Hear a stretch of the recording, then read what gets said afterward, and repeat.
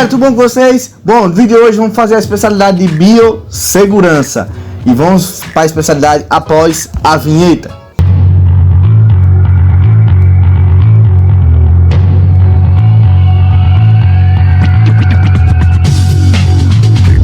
Bom galera, aí alguém pode se perguntar por que você está falando alto de novo. Eu gostei de falar alto, agora eu vou falar alto nos vídeos. Tô nem aí. Bom galera, e essa especialidade é nova, novinha, 0800. Lançaram agora, ninguém nem tocou na especialidade, ninguém nem botou essa especialidade na faixa. Olha só que pipoco do trovão. Você vai perder essa especialidade? Não pode perder a especialidade, não faz a especialidade. É só assistir o vídeo, cumprir os requisitos simples e fácil, sem sair de casa e se vestir. Só pedir pro seu instrutor, seu diretor aplicar a prova, a gente manda a prova para ele, faz a prova quando o grupo voltar, espera uma investidura, quando tiver uma investidura, se investe na especialidade, você vai ter uma especialidade nova, 0 km, lançada no plástico, novinha na sua faixa que ninguém tem. Então compartilha e vamos fazer essa especialidade porque é zero, nova, testada, pipoco do trovão, lançaram agora, novinha, 9. Tem noção que é uma especialidade nova? Ninguém tem. Então vamos para a especialidade, né? Valeu! E quem vai passar a especialidade para vocês é nosso amigo Levi. E a primeira pergunta, já vamos direto aqui já que... Vamos lá, define o seguinte termo: aerossóis. Aerossóis se caracterizam pela suspensão de partículas finíssimas, sólidas ou líquidas em um gás. Elas podem ter origem tanto natural quanto artificial. Nuvens, contaminações no ar, fumaça, por exemplo. Agente de risco. Estes riscos são aqueles que podem causar danos à saúde do trabalhador. Biossegurança. Biossegurança é o conjunto de ações voltadas para a prevenção, proteção e minimização dos riscos que envolvem atividades de pesquisa, produção, ensino, desenvolvimento tecnológico, operacional ou quaisquer outras que envolvam um paciente ou um trabalhador. Em um sentido mais amplo, também a biossegurança se aplica a questões de preservação ambiental e de qualidade. Material biológico. Material biológico nada mais é do que sangue ou secreções de uma pessoa através da pele ou de uma de suas mucosas, como boca, olho ou nariz, ou proveniente de uma lesão que tenha cortado ou perfurado o corpo da pessoa. Acidente químico ou biológico. Agente químico ou biológico são substâncias, compostos que possam penetrar no organismo por vias respiratórias, como por exemplo poeira, fumo, névoa, neblina, gás ou algum tipo de vapor, ou, dependendo da natureza da exposição, possam ter contato ou ser absorvidos pelo organismo através da pele ou por ingestão. Incidente químico ou biológico. Incidente químico ou biológico é a liberação não intencional de uma ou mais substâncias perigosas que podem prejudicar a saúde humana e o meio ambiente. Patogênico. Patógeno nada mais é do que um agente infeccioso, um organismo capaz de produzir doenças infecciosas aos seus hospedeiros sempre que este encontre situações favoráveis, seja do próprio hospedeiro ou do meio ambiente que ele se encontra. Vamos lá, a segunda pergunta que Levi tem que responder é: o que são EPIs? Para que eles servem? Fale quais podem ser usados pelos profissionais de saúde. EPI é a sigla para Equipamento de Proteção Individual, que são utilizados por uma pessoa contra possíveis riscos que ameaçam a sua saúde e a sua segurança durante o exercício de uma determinada atividade. Como isso aqui, por exemplo, esse capacete, que é muito comum nas pessoas que trabalham na construção civil. Profissionais de saúde, por outro lado, usam muito luvas de procedimento, máscaras de proteção respiratória, protetores faciais, óculos, aventais, gorro, entre muitos outros. Levi, qual a diferença de surto, pandemia, epidemia, pandemia e endemia? Surto é quando há um aumento repentino no número de casos de uma doença em uma região específica. E esse aumento no número de casos é maior do que o esperado pelas autoridades. Uma epidemia ocorre quando um surto acontece em diversas regiões diferentes. Em escala de gravidade, a pandemia é o pior dos cenários. É quando uma epidemia já se espalhou por diversas regiões do planeta. Por exemplo, em 2019, a gripe suína passou a ser considerada uma pandemia após a Organização Mundial da Saúde começar a registrar casos dela nos 6 continentes do planeta. Endemia é quando uma doença típica de uma determinada região ocorre com muita frequência naquele local. De tempos em tempos, sejam por questões climáticas ou por questões ambientais, aquela doença sempre retorna àquele local. A quarta pergunta é a seguinte: Levi, em meio a uma epidemia ou pandemia, quais os cuidados que devemos tomar? Os cuidados vão depender de qual tipo de epidemia ou pandemia estamos enfrentando. Diante da atual pandemia do Covid-19, alguns cuidados precisam ser tomados. Manter a distância das outras pessoas de pelo menos 1 metro, lavar sempre e muito bem as mãos e, caso não possa lavá-las, evitar levar as mãos ao rosto. Sempre que for tossir ou espirrar, cobrir com o braço e jamais com a mão. Usar lenço de papel caso você esteja resfriado ou gripado. Usar álcool em gel para fazer a asepsia das mãos. Usar luvas e máscara de proteção caso você esteja infectado. E atenção, pessoas de risco que tem câncer, já tem problemas respiratórios, idosos, pessoas com pressão alta, devem ficar em casa em completo isolamento social para evitar o contato com possíveis transmissores.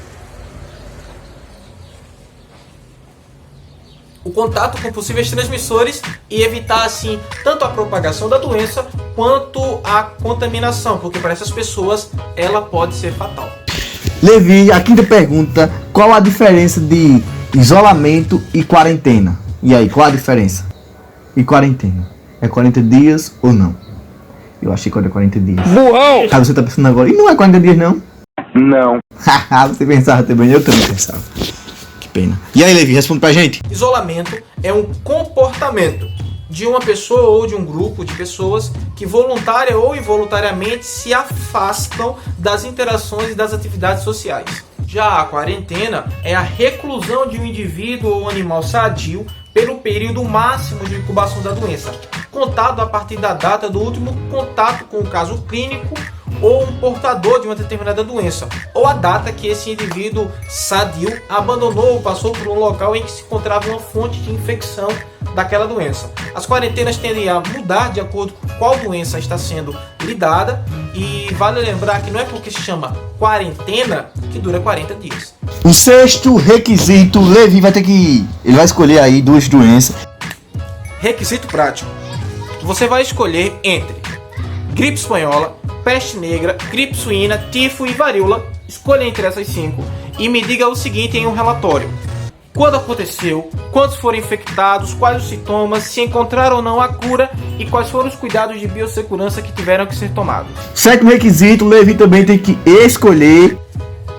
Outro requisito prático: escolha entre tuberculose, cólera, febre amarela, sarampo, malária e AIDS. E me diga em forma de relatório o seguinte: quais são os sintomas, como é que é a forma de contágio, se existe cura atualmente, onde e quando já houve surto, epidemia ou pandemia e se existe prevenção para esse tipo de doença. A oitava pergunta que Levi tem que responder, ele já respondeu na especialidade de vídeo. Se você não assistiu, tá aqui no card. É a seguinte: como as vacinas funcionam? Qual a importância de estar vacinado ou não? A vacina serve pra quê? Porque eu mesmo não gosto de tomar vacina, injeção, nada, não gosto. Eu já fugi do hospital, porque eu não gosto. Mas ele vai responder por que a importância. E depois da sociedade de vírus, eu agora tomo vacina.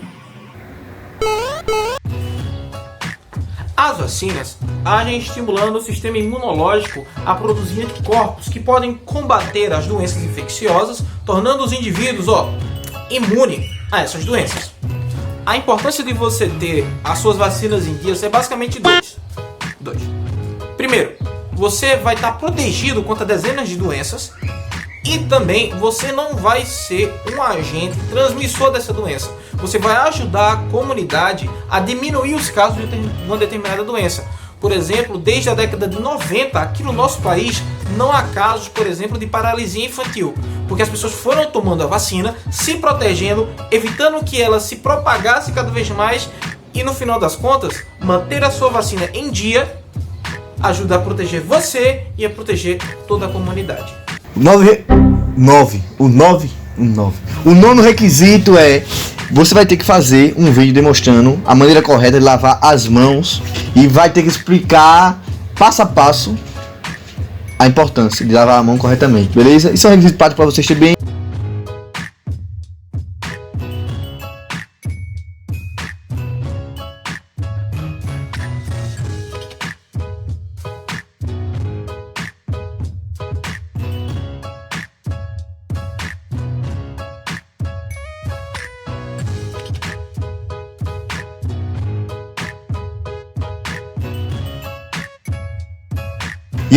Nesse requisito tem uma perguntinha que se diz o seguinte: por que não é adequado usar toalhas de mãos, que vai ser usado por diversas pessoas, e é melhor usar papel para enxugar as mãos, papel toalha, né, no caso. Por quê? Motivo muito simples. As toalhas de papel são descartáveis e serão jogadas fora após o uso. Já as toalhas de tecido não apenas serão reutilizadas e utilizadas por outras pessoas, como elas podem abrigar o vírus caso alguém não lave as mãos corretamente e se enxugue com aquelas toalhas. É melhor as de papel. A 10ª pergunta é a seguinte: por que é recomendável usar álcool 70 e não outros tipos de álcools? E qual a maneira correta de se usar o álcool 70 ali? Excelente pergunta. Por que tem que ser 70? Vamos lá.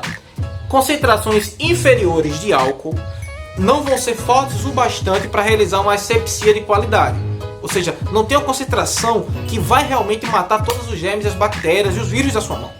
Se for uma concentração maior, esbarramos com outro problema. Porque, tipo, se o álcool 70 é o bom, então o 70, o 100% seria excelente. Mas na verdade não. Porque concentrações maiores de álcool, além de ter um risco muito grande e perigosíssimo de incêndio, eles pegam fogo com uma facilidade muito grande. Além disso, eles evaporam rapidamente e não dão um tempo mínimo de contato com a sua mão para que a asepsia seja realizada com perfeição. Ou seja, 70. Menos que isso não é forte o suficiente.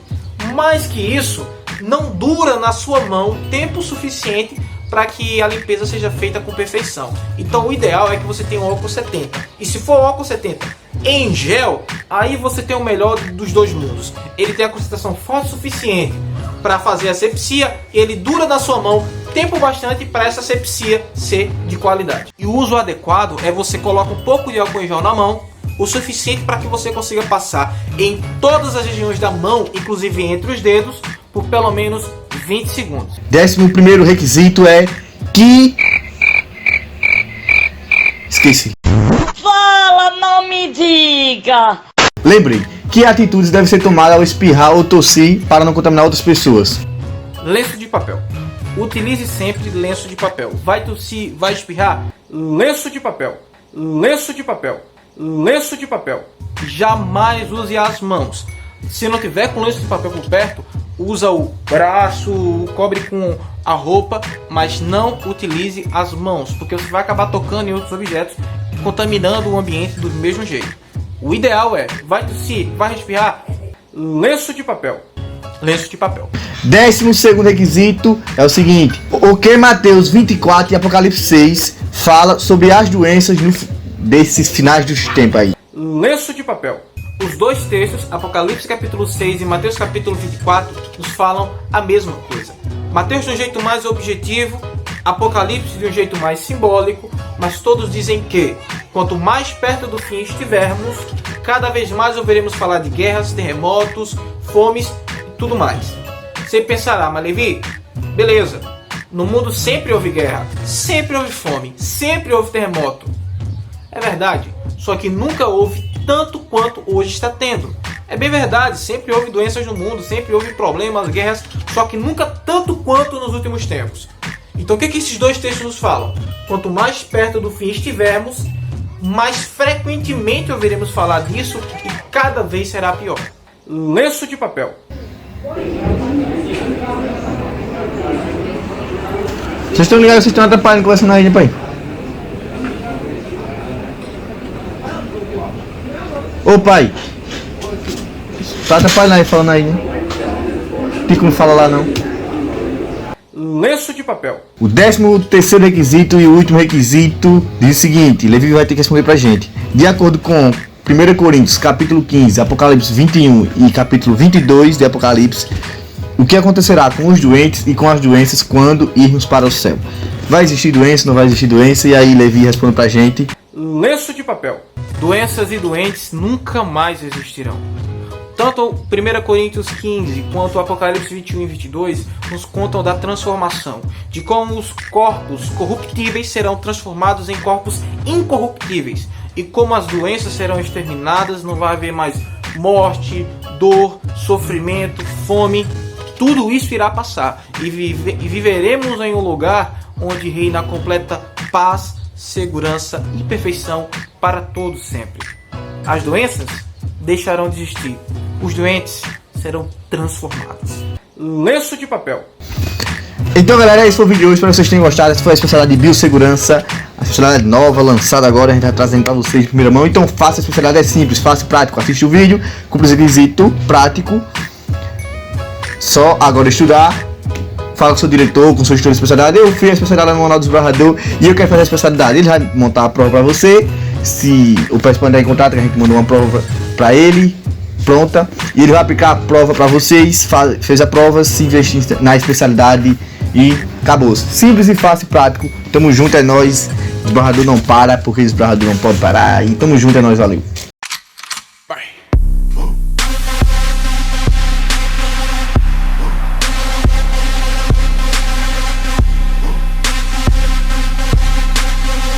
Lenço de papel.